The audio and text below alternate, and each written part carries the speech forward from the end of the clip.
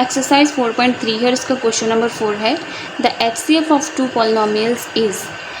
Students यहाँ पे जो HCF दिया गया है वो ये है y-7 और जो LCM है वो ये है। ठीक है, जो फर्स्ट पॉलिनोमियल होती है उसको हम px से शो करते हैं और जो सेकंड पॉलिनोमियल होती है उसको qx से शो करते हैं। ठीक है, ये एक फार्मूला है, ये हम आगे पढ़ेंगे यहाँ इसी क्वेश्चन में। तो यहाँ पे one of the polynomials is, जो पहली पॉलिनोमियल है उसकी वैल्यू हमारे पास ये, एंड फाइंड द अदर, और हमने दूसरी जो है वो फाइंड आउट करनी है।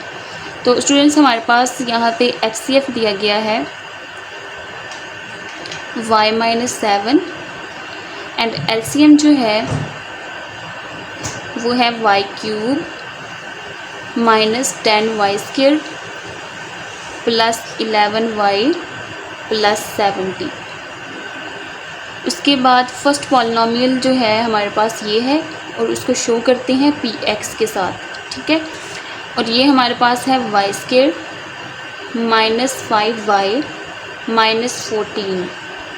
ठीक है, और फाइंड द अदर, और दूसरी हमारे पास जो है वो होती है qx, जो कि हमने फाइंड करनी है। ठीक है, अब स्टूडेंट्स यहाँ पे हमारे पास फार्मूला होगा।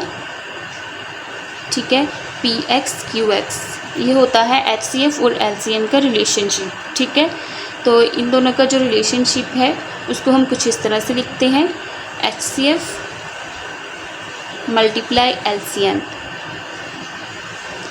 अब स्टूडेंट्स हमें यहाँ पे चाहिए qx, तो qx को हम इधर ही रहने देंगे। ठीक है, ये दोनों वैल्यूज़ हो रही है मल्टीप्लाई, तो अगर इक्वल की एक साइड पे कोई भी वैल्यू मल्टीप्लाई हो रही है तो इक्वल की दूसरी साइड पे जाके हो जाएगी डिवाइड।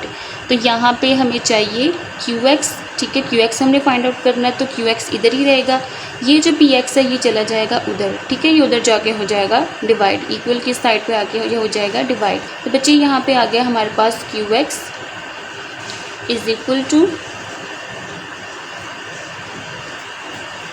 = यहाँ पे HCF × LCM, और नीचे हमारे पास ये आ गया px, यहाँ पे आके क्या हो गया डिवाइड। तो स्टूडेंट्स अब हमने इन सब में इनकी वैल्यूज़ जो है वो पुट कर देनी है। तो यहाँ पे आ गया हमारे पास qx = HCF की वैल्यू है हमारे पास y-7 × LCM की वैल्यू है y³ -10y² +11y +70 divide by px की वैल्यू हमारे पास है y² -5y and -14। Students in दोनों वैल्यूज़ को हमने डिवाइड कर लेना है। ठीक है, तो इनको हम डिवाइड करते हैं। तो स्टूडेंट्स y³ और ये y², ठीक है, जिसकी पावर बड़ी होगी उस वैल्यू को हमने अंदर रखना है, जिसकी पावर छोटी होगी उसको हमने बाहर रखना है। ठीक है, तो यहाँ पे हम लिख लेते हैं, अंदर वैल्यू आएगी हमारे पास y³ -10y² +11y +70। ठीक है, और ये वाली वैल्यू हमारे पास बाहर आ जाएगी डिवाइज़र के तौर पे, y² -5y -14। ठीक है, तो इसको डिवाइड करते हैं। स्टूडेंट्स हमने फर्स्ट वैल्यू को देखना होता है, हमने ये लेके आनी होती है फर्स्ट वैल्यू। ठीक है, यहाँ पे हमारे पास y³ है, तो यहाँ पे भी हमारे पास y² है। तो अगर मैं y² को y के साथ मल्टीप्लाई करूँ तो यहाँ पे y³ आ जाएगा।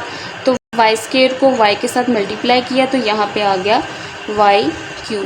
ये y इस सारी वैल्यू के साथ मल्टीप्लाई होगा। ठीक है, तो इसको इसके साथ मल्टीप्लाई करते हैं, तो इसको तो कर लिया हमने। ठीक है, अब -5y², ठीक है, -14y,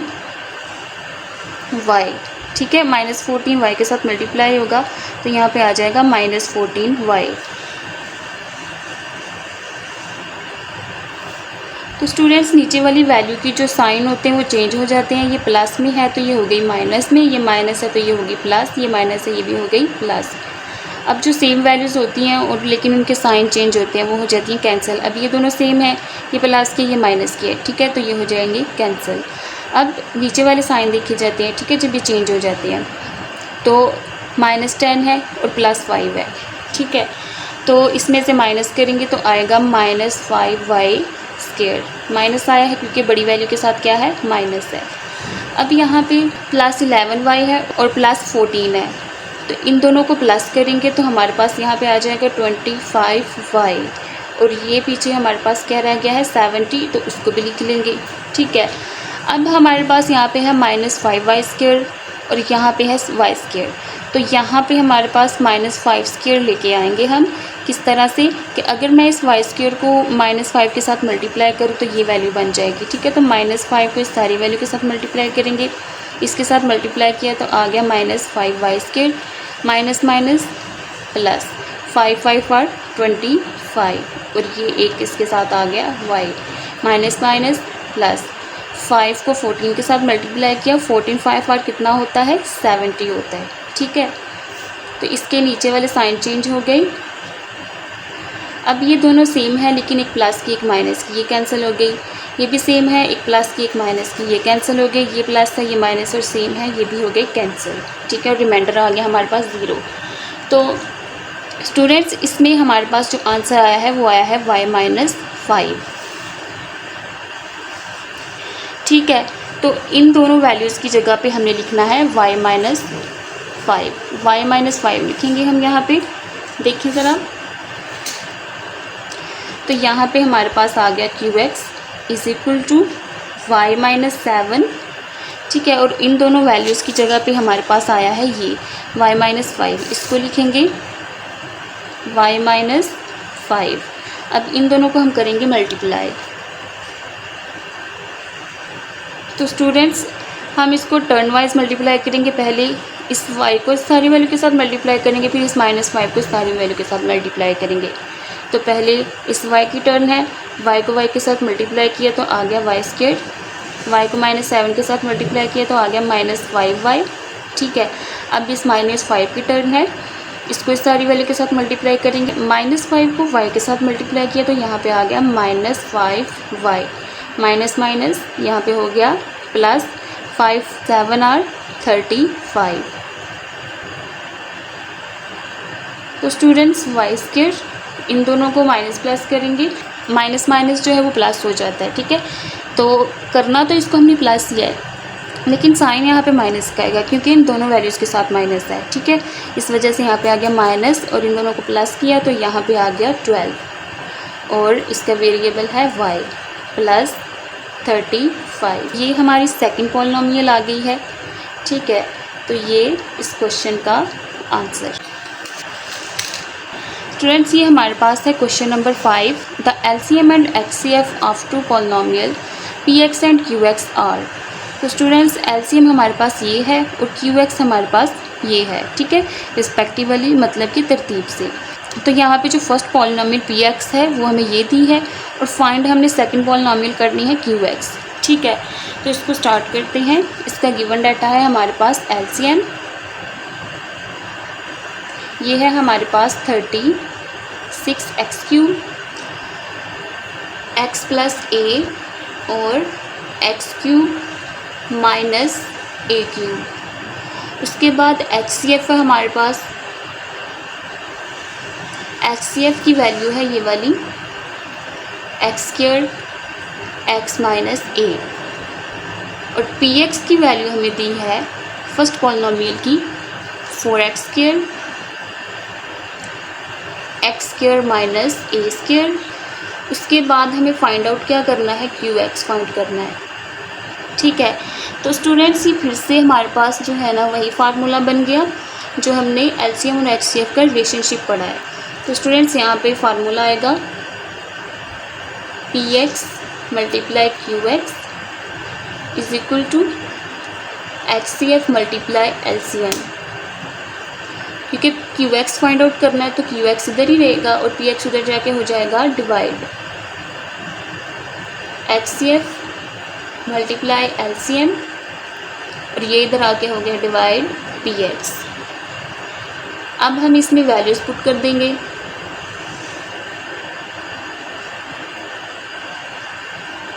HCF की वैल्यू है हमारे पास x square x minus A multiply LCM की वैल्यू है हमारे पास 36 एक्स क्यूब एक्स प्लस ए और एक्स क्यूब माइनस ए क्यूब। नेक्स्ट है PX, तो PX की वैल्यू हमारे पास 4 एक्स स्क्वायर और एक्स स्क्वायर माइनस ए स्क्वायर। तो स्टूडेंट्स जो वैल्यूज़ यहाँ पे कैंसिल होती हैं उनको हम कैंसिल कर लेंगे, ठीक है। और ये रूल याद रखना है कि अगर डिवाइड में ऊपर और नीचे वैल्यू सेम हो तो वो कैंसिल हो जाती हैं, ठीक है। देखिए एक्स स्क्वायर है, ये दोनों हो गई कैंसिल। अब ये 4 और ये 36, 4 1 और 4, 4 9 और 36, ठीक है। अभी इसको हम नीचे लिख लेते हैं। ये हमारे पास आ गया एक्स माइनस ए, ठीक है। ये लिखेंगे हम एक्स माइनस ए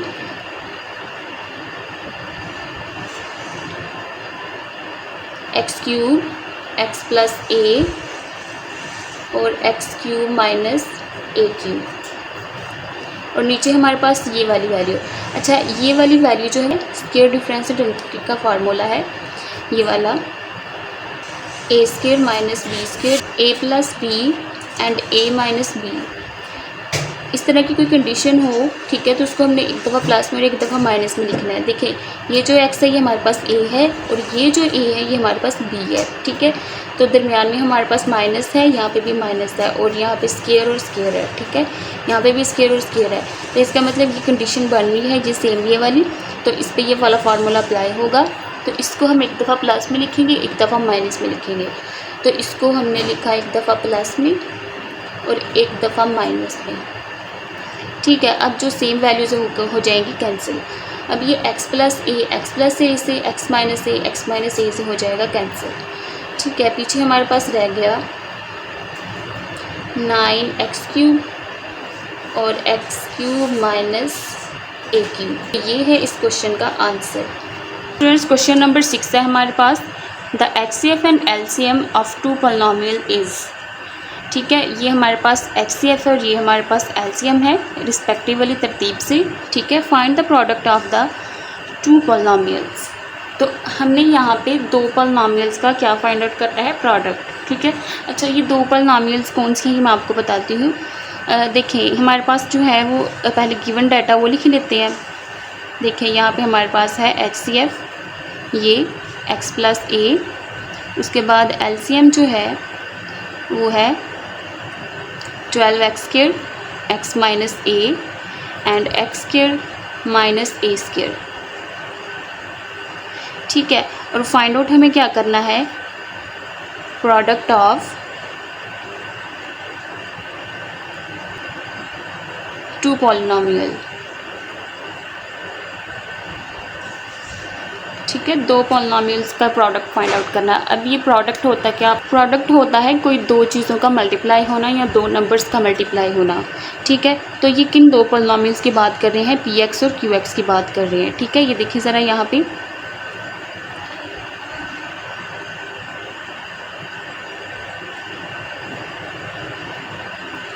ये जो है ये फार्मूला, ठीक है। तो यहाँ पे हम लिखेंगे प्रोडक्ट ऑफ टू पॉलिनोमियल्स, एक ये और एक ये दो पॉलिनोमियल्स हैं जिनका ये प्रोडक्ट फाइंड आउट करने के लिए बोल रहे हैं, ठीक है।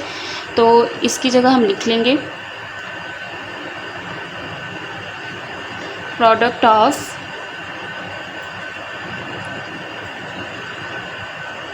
To polynomials is equal to, अब ये HCF जो है ना यहाँ पे मैं लिख लूँगी HCF मल्टीप्लाई LCM। तो ये इक्वल मैं यहाँ पे लगा रही हूँ कि हमारे पास ये इक्वल चल रहा है और एक साइड पे हमारे पास ये प्रोडक्ट ऑफ टू पॉलिनोमियल्स, ठीक है, ये साइड पे है।